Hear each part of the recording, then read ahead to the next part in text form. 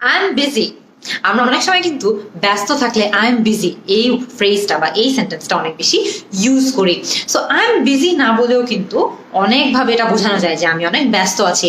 I am up to my neck in work, মানে আমার গলা পর্যন্ত কাজ।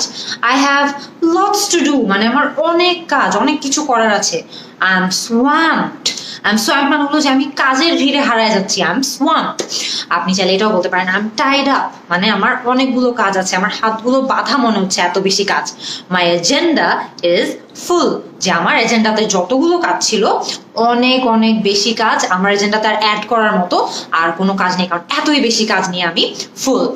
Buried with work, buried with work মানে হলো যে আমি কাজের মধ্যে ডুবে যাচ্ছি। So buried with work. I am up to my ears, up to my নেকের মতো কিন্তু আপ টু মাই ইয়ার্সও হয়, এরও মানে হলো যে আমার অনেক বেশি কাজ, আমি অনেক বেশি ব্যস্ত।